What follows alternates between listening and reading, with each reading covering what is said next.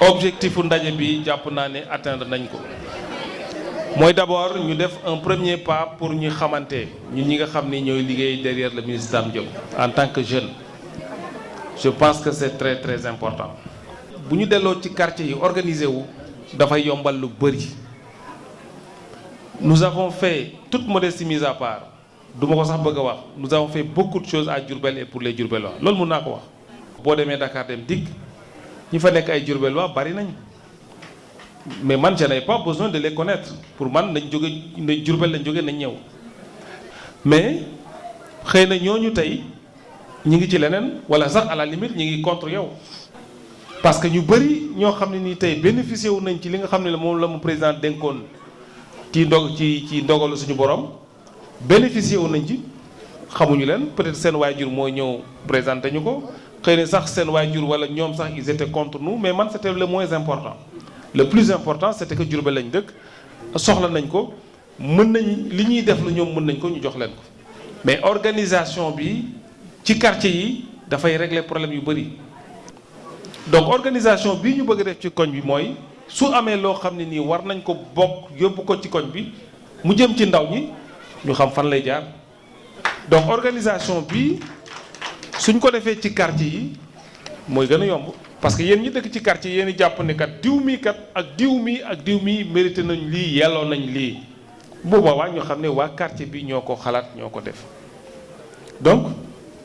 ça c'était un des objectifs que nous avons fixé politique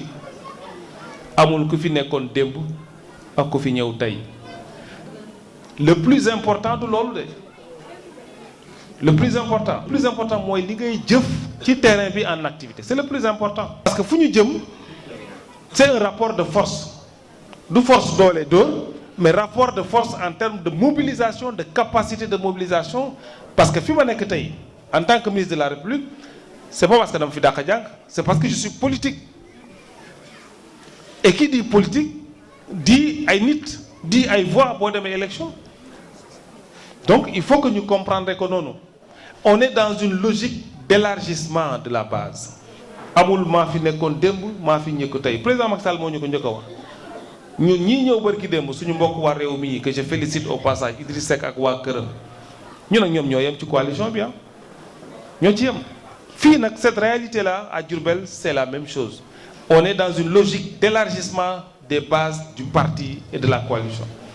donc dañoo war a seet ñi nga xam ne nii nekkuñu ci parti bi nekkuñu ci coalition bi ñu dem jëli leen indi leen ñu ànd ak ñun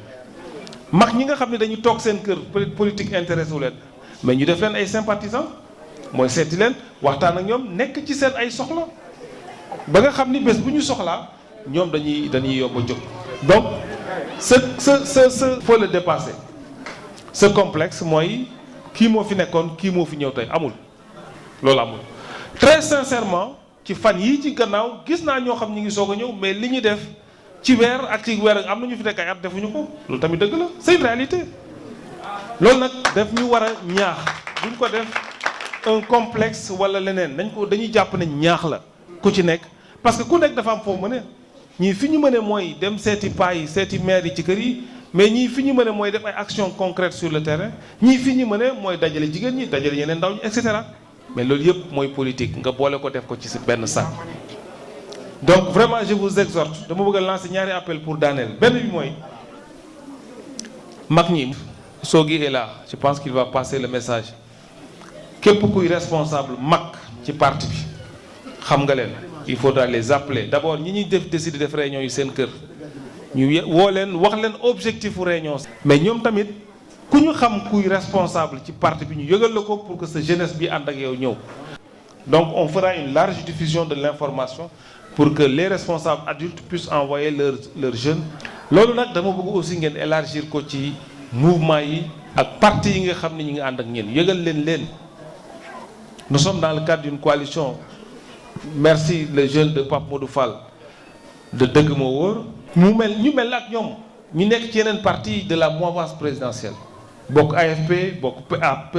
PIT bokk LD bokk PPS bokk yeneen parti RD Yeesal tous les autres partis yoo xam ne ñu ngi ci mouvement bi ngeen dëkk ak ñoom informez-les de la réunion parce que l'objectif c'est d'élargir les bases pour la jeunesse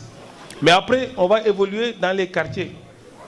Parce que tous les responsables adultes, plus les jeunes de chaque quartier doivent se retrouver. Mais si vous avez